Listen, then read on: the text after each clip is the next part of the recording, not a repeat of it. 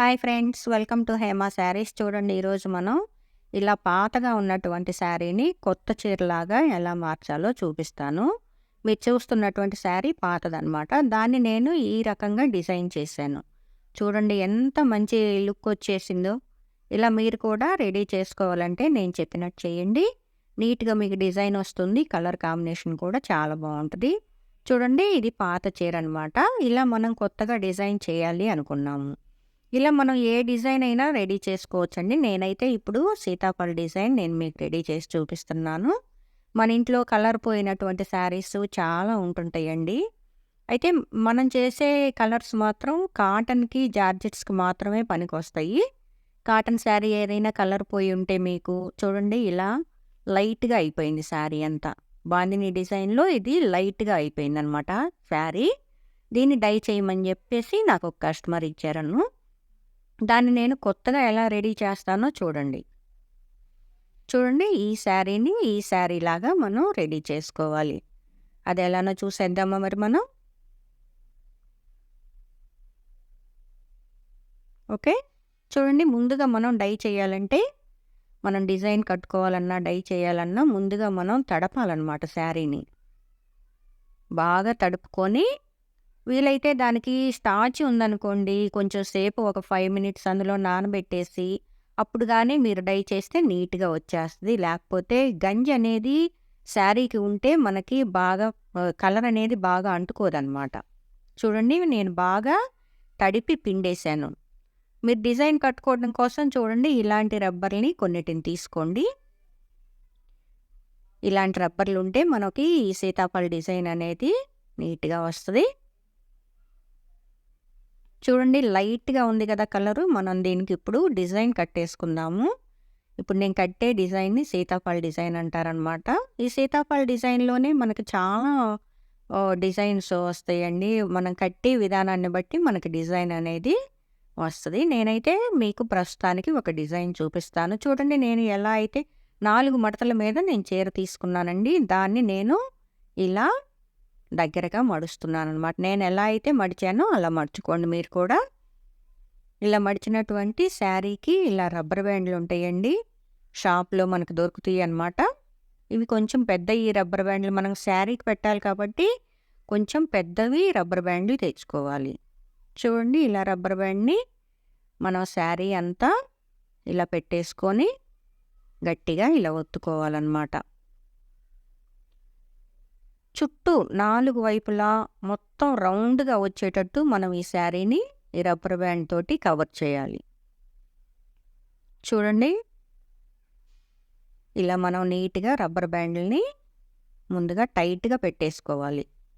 టైట్‌గా పెడితే ఏమవుతుందంటే మనకి ఈ కలరు మనం డిప్ చేసేటప్పుడు మొత్తం కలర్ అనేది అంటుకోకుండా మనకి ఉన్నటువంటి ఈ వంగపూ కలర్ కూడా మనకు కనిపించేటట్టు మనం డై చేయాలన్నమాట. అందుకోసం మనం బిర్రుగా ఈ రబ్బర్ బ్యాండ్‌లని యూజ్ చేస్తే అప్పుడు ఈ కలర్ కూడా ఉంటది. మనం చేసే కలర్ వేరే కలర్ కూడా ఇంకా 2 కలర్స్ చేస్తున్నాం మనం దీనికి. పింక్ ఒకటి, గ్రీన్ ఒకటనమాట. 2 కలర్స్. అప్పుడు మనకి 3 కలర్స్‌లో మనకి ఈ శారీ రెడీ అవుతుంది. చూడండి, మనం ఇలా టైట్‌గా పెట్టడం వలన లోపలికి కలర్ వెళ్ళకుండా మనకి ఈ కలర్ కూడా ఉండే అవకాశం ఉంటదనమాట. మనం టైట్‌గా పెట్టకపోతే ఈ రబ్బర్ బ్యాండ్లు ఈ కలర్ అంతా వెళ్ళిపోయి మనం చేసే కలర్ మాత్రమే వస్తుందనమాట. కాబట్టి మనకి ఈ కలర్ కూడా కనపడాలి అంటే మనం ఇలా టైట్‌గా రబ్బర్ బ్యాండ్‌లనేయి పెట్టుకోవాలి. ఆ చివర ఆ కొనలు ఉన్నాయి కదండీ! అవనేయి పొడవుగా ఉండకుండా నీట్‌గా మనం రబ్బర్ బ్యాండ్‌లనేవి పెట్టుకుంటే చాలా బావుంటది. మీకు ఈ కలర్స్ అవి ఎక్కడ దొరుకుతాయి అనేది కూడా నేను మీకు కావాలంటే కామెంట్ బాక్స్‌లో పెట్టండి. లేకపోతే నేను నా నెంబర్ ఇస్తానండి స్క్రీన్ మీద. ఆ నెంబర్‌కి కాల్ చేయండి. మీరేదన్నా వర్క్ నేర్చుకోవాలన్నా నేను నేర్పిస్తానండి. ఇలాంటి శారీస్ కానీ లేకపోతే కొత్తగా మీరు యూనిట్ పెట్టుకోవాలన్నా కూడా నేను ఈ కలర్స్ ఎక్కడ దొరుకుతాయి, క్లాత్ ఎక్కడ దొరుకుతుంది, చాలామందికి చాలా డౌట్స్ ఉంటాయి. ఆ డౌట్స్ అన్నీ క్లియర్ చేస్తాను. చూడండి, ఇలా మనం రెడీ చేసుకోవాలన్నమాట. డిజైన్ కట్టుకున్నాం. ఇప్పుడు దీన్ని ఇప్పుడు కలర్‌లో డిప్ చేద్దాం. చూడండి, ముందుగా మనం వ్యాట్ కలర్ యూస్ చేస్తున్నామండి. వ్యాట్ కలర్స్‌ని మనం హాట్ వాటర్‌లో మాత్రమే యూస్ చేయాలి. చూడండి ఈ వ్యాట్ కలర్స్‌కి మనం హైడ్రోజు, కాస్టిక్ అని 2 కెమికల్స్ యూస్ చేస్తామన్నమాట. ఇదొచ్చేసి పింకు, ఇది గ్రీను. మీకు బ్లూ కలర్‌లో కనిపిస్తుంది కదా! కానీ ఇది గ్రీన్ కలర్ అన్నమాట. Pink, VAT green. చూడండి నేను ఒక స్పూను పింక్ కలర్ అయితే తీసుకుంటున్నాను. ఇప్పుడు మనం కొంచెం వాటర్ పోసుకొని ఈ పింక్ కలర్‌ని బాగా కలుపుకోవాలి. వాటర్ మాత్రం బాగా మరగబెట్టుకోవాలండి. చూడండి మనకి పింక్ కలర్ అనేది మనం కలుపుతూ ఉంటే పైకి తేలినట్టు ఉంటదనమాట. కలవదు, ఎంతసేపటికి పింక్ కలర్ అనేది మనకి కలవదనమాట. వాటరు, పౌడరు విడివిడిగా కనిపిస్తూ ఉంటాయి మనకి. ఎంత కలిపినా కూడా నేను మీకు చూపిస్తాను దగ్గరగా. చూడండి మనం ఎంత కలిపినా కూడా ఆ పౌడర్ అలా పైకి తేలుతూనే ఉంటుంది. చూడండి పైకి అలా పౌడర్ తేలుతూనే ఉంటుందన్నమాట. అలాంటప్పుడు మనం ఏం చేయాలి?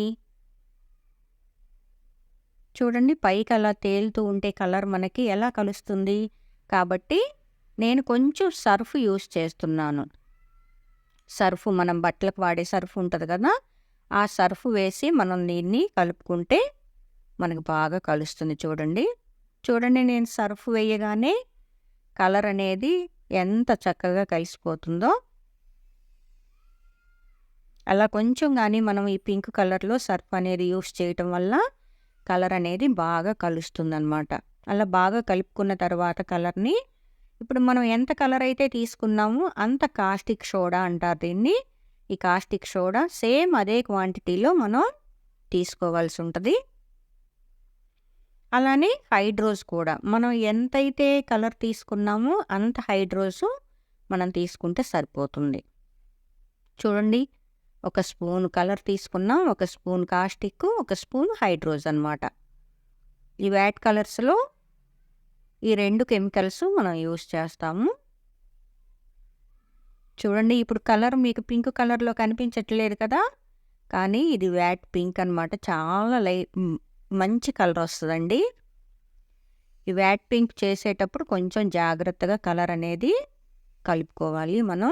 ఎంత కలిపినా కూడా చూడండి పైకి తేలినట్టే కనిపిస్తుంది మనకి కలరు. కాబట్టి జాగ్రత్తగా మనం నీట్‌గా కలుపుకోవాలి.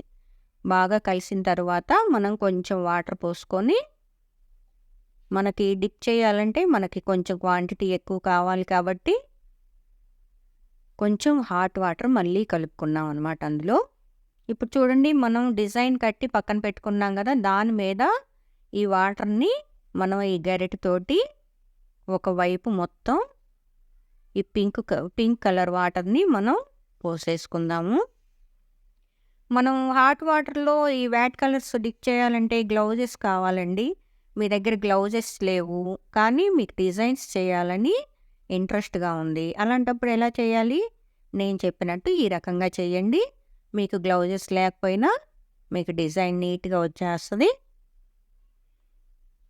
చూడండి ఒకవైపు మొత్తం మనం పింక్ కలర్ అంతా పోసేసామన్నమాట. పోసిన తర్వాత గరిటెతోటి అలా ఒకసారి ప్రెస్ చేయండి.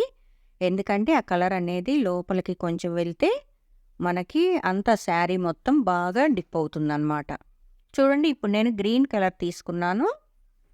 ఈ గ్రీన్ కలర్‌లో కొంచెం వాటర్ పోసి కలుపుదాం. చూడండి ఇందాక మనకు పింక్ కలవలేదు కదా! కలరు పైకి తేలుతూ ఉంది. కానీ ఈ గ్రీన్ అనేది ఊరకనే కలిసిపోతుందన్నమాట. చూడండి గ్రీన్ కలర్‌లో మనం కొంచెం వాటర్ తీసుకున్నాము. ఇప్పుడు కొంచెం కాస్టిక్ తీసుకుందామండి. మనం ఎంత కలర్ అయితే తీసుకున్నామో అంత కాస్టిక్ సరిపోతుంది. కాస్టిక్ సోడా అంటారు. అలానే మనం ఎంత కలర్ అయితే తీసుకున్నామో అంత హైడ్రోస్ కూడా తీసుకుంటే మనకు సరిపోతుందన్నమాట. ఇలా తీసుకొని బాగా కలుపుకోవాలండి కలర్ అనేది. కలర్ బాగా కలిపిన తర్వాత చూడండి మనకి ఇది బాగా కలిసిపోయింది. చూడండి గ్రీన్ కలర్‌లో అయితే మీకు కనిపించదు ఆ వాటరు. ఆ వాటర్ మీకు బ్లాక్ కలర్‌లో కనిపిస్తుంది కదా! పైన ఉన్న బుడగలు మాత్రమే మనకి గ్రీన్ షేడ్‌లో కనిపిస్తూ ఉంటాయండి. చూడండి ఇందాక ఇక్కడ మనం పింక్ కలర్ పోసాం కదా! ఇప్పుడు దీన్ని రివర్స్ చేసుకోవాలి. రెండో వైపుకి తిప్పుకొని ఇప్పుడు మనం ఇక్కడ గ్రీన్ కలర్ అనేది మొత్తం శారీ మొత్తం కవర్ అయ్యేటట్టు గ్రీన్ కలర్ పోసేసుకుందాం. చూడండి, నేను వీడియోలో చూపించిన విధంగా నీట్గా మీరు గ్రీన్ కలర్ అనేది శారీ మీద డిప్ చేసుకోవచ్చు. ఇలా పోయటం వల్ల మీకు శారీ లోపలికల్లా మనకి ఈ కలర్ అనేది నీట్గా వెళ్తుంది. డిజైన్ కూడా చాలా చక్కగా వస్తుందండి. మీరు కూడా ట్రై చేసి చూడండి. ఈ కలర్స్ అవి ఎక్కడ దొరుకుతాయి అనేది, శారీలు వైట్ శారీ కావాలన్నా, వైట్ శారీ మీద మీరు డిజైన్స్ చేసుకోవాలన్నా కూడా ఆ శారీస్ ఎక్కడ దొరుకుతాయి, ఆ కలర్స్ ఎక్కడ దొరుకుతాయి అన్నీ నేను మీకు చెప్తానండి. చూడండి, ఇలా మనం చేసిన తర్వాత ఒక్క 5 మినిట్స్ అలా వదిలేసేద్దాం. ఎందుకంటే మనం అది కలర్ వేసిన తర్వాత మనకి గ్రీన్ కలర్ రావడానికి కొంచెం టైం పడుతుందన్నమాట. అలా వదిలేసిన తర్వాత ఇప్పుడు మనం నార్మల్ వాటర్లో దీన్ని వాష్ చేసేద్దాం. చూడండి, ఇలా మనం నార్మల్ వాటర్, కూల్ వాటర్ తీసుకొని మనం దీన్ని బాగా జాడించుకోవాలన్నమాట. ఇప్పుడు దీన్ని చూడండి, దీనికి ఉన్నటువంటి రబ్బర్ బ్యాండ్లు మొత్తం తీసేసి మనం జాడించుకోవటం వల్ల డిజైన్ కూడా నేను మీకు చూపిస్తానండి ఎంత బాగా వచ్చిందనేది. ఈ రబ్బర్ బ్యాండ్లు అయితే మీరు మళ్ళీ పడేయకండి, మళ్ళీ మనం ఇంకొక శారీ చేసుకోవడానికి పనికి వస్తాయి. జాగ్రత్తగా పక్కన పెట్టుకోండి వీటిని. చూడండి, ఇలా మనం నీట్గా తీసుకొని రబ్బర్ బ్యాండ్లు మళ్ళీ పక్కన పెట్టుకుంటే వాష్ చేసుకొని మళ్ళీ మనం ఇంకొక డిజైన్ కట్టుకోవడానికి పనికి వస్తాయి అన్నమాట. ఇప్పుడు నేను దీన్ని బాగా జాడించేస్తాను.